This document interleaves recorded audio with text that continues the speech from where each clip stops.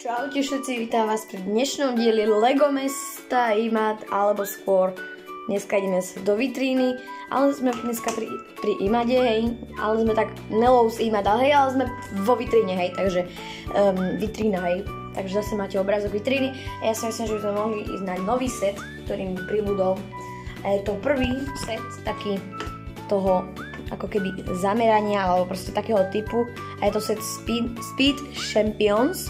Hej, nie Champions, som sa naučil. Dobre, takže, hej, môžete vidieť okolo mesto, hej, to okolité, proste tá pizzerka vedľa toho, proste bytového komplexu, proste za mňa je to top, proste je to pekné, hej, akože no comment. No a teda, no, samotný set, ak si ešte všimnete, tuto som vylepšil trošku túto zastávku, hej, že tu proste také modré, hej.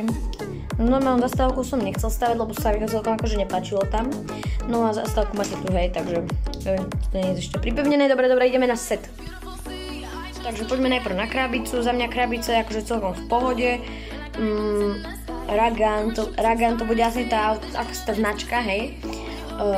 Nie som si istý, ale asi hej. Set je pod číslom 76915 a je pre deti 9+.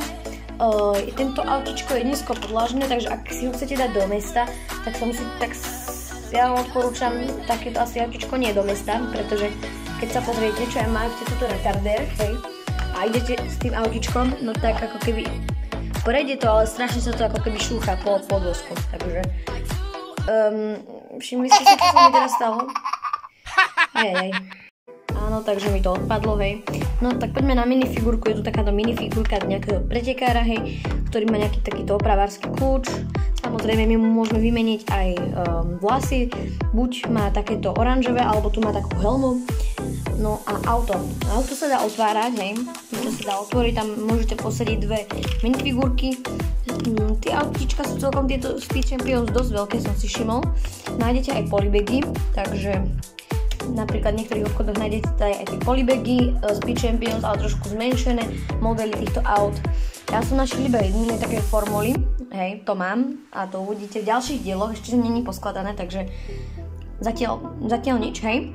A tuto vzadu som našiel takýto dielik, hej. Tento dielik má proste ako keby výfuky alebo také niečo zaujímavý dielik, ešte som nevidel taký potlačený. No a tu boli na tomto sete veľmi zaujímavé techniky stavania, ktoré mi prišli aj v niektorých momentoch akože dosť zložité, lebo keď tam máte proste jednu farbu, napríklad šedu, a potom proste keď stávate zase šeda, nevidíte proste, kde ten ďalší dielik pribudol, takže bolo to celkom, akože dalo sa ten set postaviť, bolo to celkom príjemné stávanie, takže ja každému odporúčam, kto radi stávate autá, alebo takéto proste trošku technickejšie časti dielky, tak samozrejme odporúčam tento set a ja si myslím, že sme môžeme ísť do vitríny. Takže ja som ten set sa rozhodol, že dám sem, hej. Tuto vedľa neho dám tú minifigurku, hej, aby bola vonku. To dám tomu setu, dám aj sem tú helmu, hej, tu. A ten set sme teda umiestnili, ideme ešte do krabicárny, zaniesť krabicu a odložiť na vod, takže celá vitrína vás pozdravuje a bude ju treba trošku prerobiť. Takže tuto vás vítam v mojej krabicárni, už to vyzerá za chvíľočku jak predajne Lega, Lego Store alebo také proste, už sa toto začína dosť zaplňať.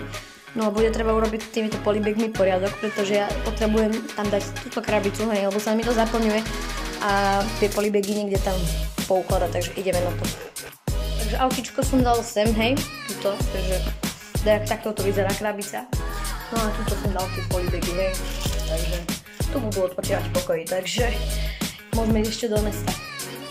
Takže celé mesto IMAD, hej, námestie, bytový komplex, všetci z nemocnice, z luxusného domu a všetci tuto vás pozdravujú.